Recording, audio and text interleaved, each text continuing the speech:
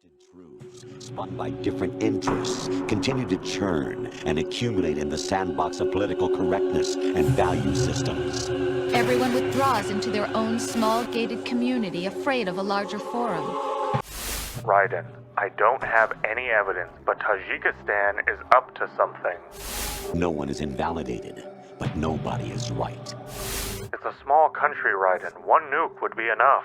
Who are you? Oh, right. Hey, my name is Raffries, and I'm a fan of buggy AI. In the right context. If there is one thing all games have in common, it's bugs.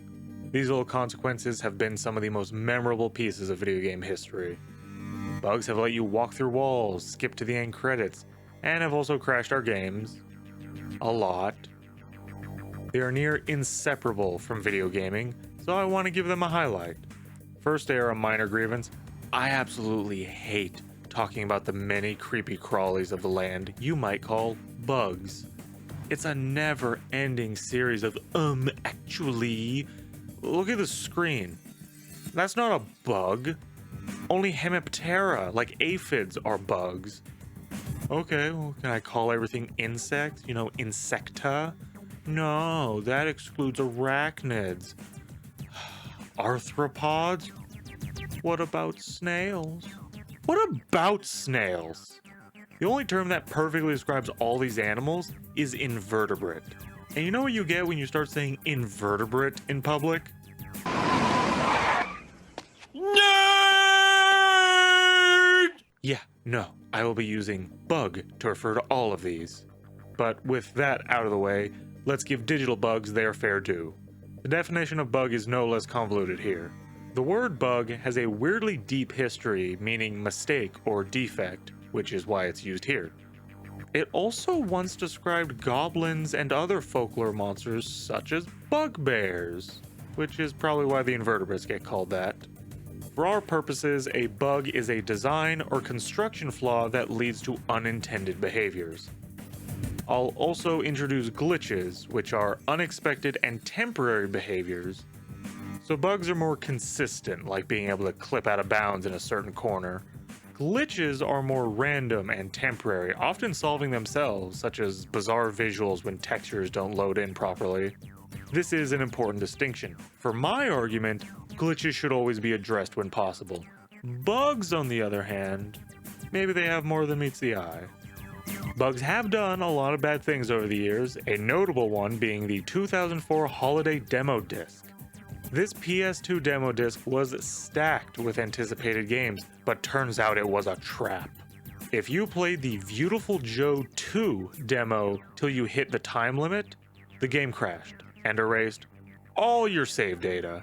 If you had a memory card inserted, it just got wiped. Other bugs have made games unbeatable, sometimes in ways the player wouldn't even realize is a bug. And I'm not entirely sure what the spider from James and the Giant Peach did, but it deeply affected me as a child. But bugs have also done some amazing things over the years. Devil May Cry 4 had a bug where popping your devil trigger would allow one attack to hit twice, which the devs later turned into a feature. Bugs are responsible for keeping games like Mario 64 alive with their speedrun applications, so there's gotta be some criteria here. I believe bugs have 3 criteria to avoid patching. The most important criterion being a bug cannot prevent or greatly hinder progress when encountered. Mass Effect 1 had an issue where quests would be flagged as completed before you actually did, preventing progress. And certainly everyone is familiar with game crashes.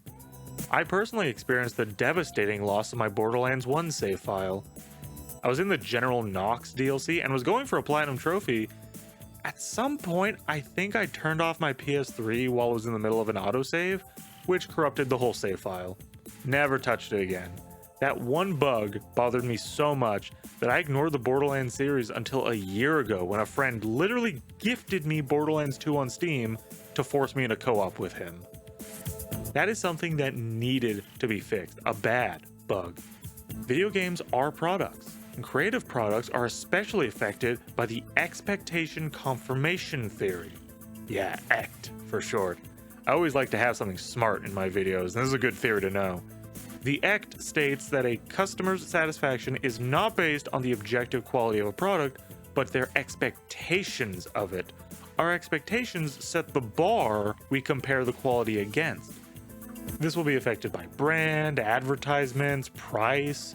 It also explains why modern entries are so hated. They have the brand and often advertise in such a way that it sets expectations. I've been talking about Devil May Cry a lot recently in multiple videos, and I'm going to do it again because DMC Devil May Cry is the perfect example. DMC is objectively a good action game, but the bar was set to Devil May Cry standards, which Ninja Theory was actively told by Capcom not to meet. You can see how it was doomed from the start. Video games as a genre have the expectations that the game will start, it'll run smoothly, control properly, and any campaign introduced will be completable. So when bugs threaten any of this, devs are going to take issue. The second criterion is that a bug cannot allow too much of the game or too important of an event to be skipped or trivialized. Developers work very hard on even the most soulless and uninspired projects. It's one of those industries that should be so fun, but everyone's working that Chinese 996 schedule just to push out a game that flops so hard they can't even put on their resume for the next job because they're getting laid off. Oh, I'm laughing, but that's really sad. It's a tough job no matter what the game is. I'm sure programmers take a lot of pride in their work, so if they see gamers clipping out of bounds to casually walk around the boss they missed their kid's track meet to finish, even if gamers had nothing but positive things to say and were having a ton of fun, that one programmer would want to make Jack the Ripper look like Jacques the Tickler. To prevent that, we invented patches so these things get fixed. There are other angles to this issue aside from pride. There is the company's reputation to uphold. Too many bugs and people start making memes about it. You really don't want them making memes about it. This kind of leads back to the ACT. If the expected quality of your games includes a lot of bugs, people will think less of your games going forward. Just like that time in high school a guy hooked up with the cheese touch girl and no one talked to him anymore. The devs could also be doing it for the player's benefit. Coding is weird. Skipping a random flag event could soft lock you from progress further down the line. You could skip a part that tutorializes something for later and get lost. Sometimes the game could work perfect on the outside, but on the back end it's being held together with toothpicks and Elmer's glue. One item duplication and you've pulled the pin on the digital grenade. The final criterion is that a bug should not be experienced through normal gameplay. If a player essentially does as they're told, they probably shouldn't be experiencing bugs. The more common a bug, the higher priority it is to fix. There are lots of bugs that you would never experience from just playing the game.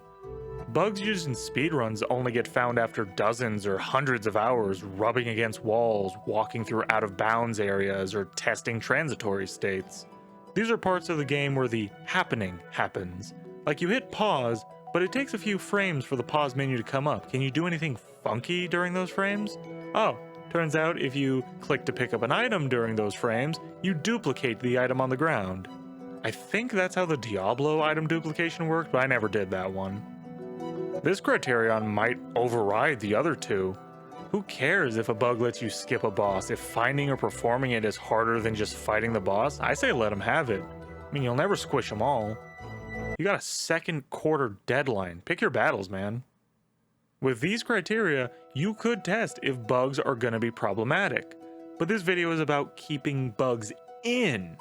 A dev would probably want to check all of these boxes, but for me, just two. Just two.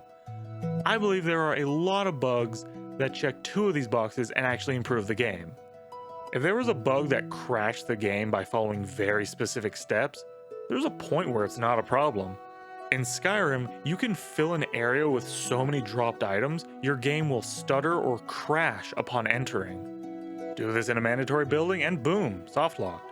But is the problem with the game or the mind that would do this? If there's a way to skip a boss that won't prevent later progress and requires very specific knowledge or tight execution, what's the real problem? In Sly Cooper 1, there was a bizarre series of jumps you can perform that would let you skip straight to the boss. And despite Sly Cooper being a comfort game of mine, I do not understand this at all, and I've heard the explanation. So is this really a problem, or can speedrunners just take this one?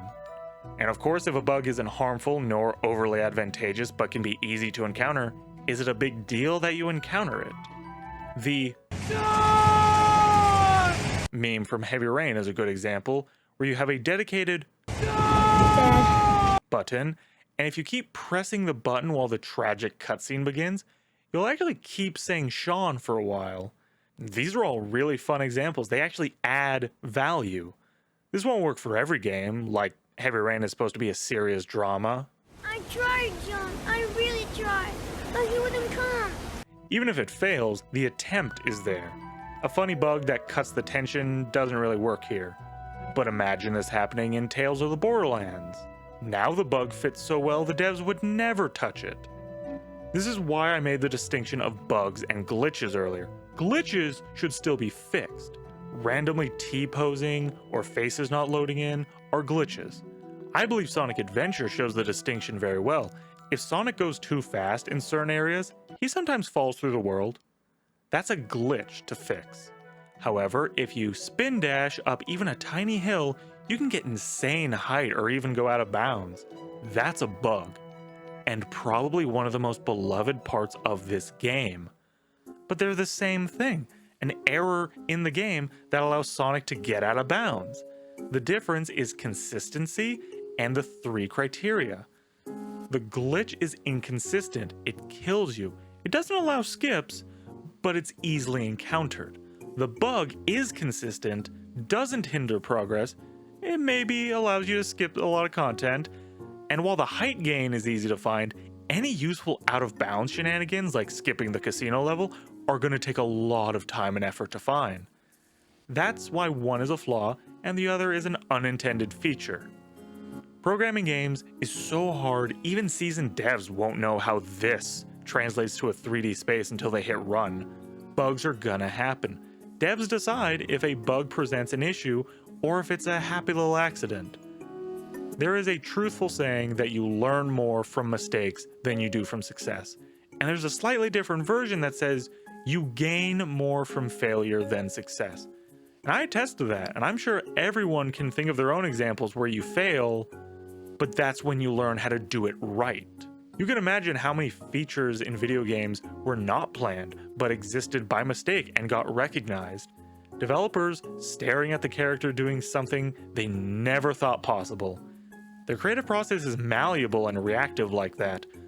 A bug springing up might be exactly what gives the devs their best idea. So keeping bugs in games isn't just about funny little exploits. It's about the ground floor having more say in decision making. This isn't a new conflict by any means. In the 80s and 90s, there were companies, namely Atari, that didn't even credit the programmers. But they were the people making the whole shabam, so they could just sneak in Easter egg credits. This hierarchy even has the ground level guys butting heads. A friend of mine from high school went into video game testing, and he told me that there was a suggestion box in the office, but that it was a trap. He got told to never make a suggestion because the development team did not like the criticism. But that makes sense, you know. Testing is done pretty late into development when the programmers are already overwhelmed, long hours, management breathing down their necks. It's a bad time to be proposing more work to those guys. I didn't talk to him much after high school. He was part of my Call of Duty friend group that drifted apart. But I wonder what game he was working on. I'm pretty sure he was at Ubisoft. Maybe it was an Assassin's Creed game. That'd be cool. Here, let me call him real quick. Listen carefully, like a good boy. Yes, Mommy. Sorry, wrong number. My real point here is that games take a lot of effort to make, and a lot of problems and possibilities are gonna come up. I would like to see more collaboration within the business hierarchy to capitalize on those possibilities. If you want a good movie, you ask the lighting team if they have any ideas to make scenes pop. You ask the special effects team if they would like any reference material on set to make their job easier. You know, just taking some pictures of the set with a ball for lighting reference will make an FX artist come. Don't you want them to come? I want video game level designers, programmers, and even testers to come within the context of this analogy. Bugs are when things don't go as planned. But it's when things don't go as planned that you have the most potential to make something special. I swear, people are way more creative when they're solving a problem. The ground floor finds a bug and starts getting all these ideas of how to integrate it. They should be taken seriously. They know the game they're working on best. When management says, ew, no, that's not part of the design doc, that's a bug, just tell them, hey, it is a bug. But it's a ladybug. And ladybugs are awesome. You know, ladybugs practice cannibalism. If every game came out all according to plan, you'll just get sterile lab-grown meat. So for the good of everyone, even shareholders, let's not be afraid of mistakes.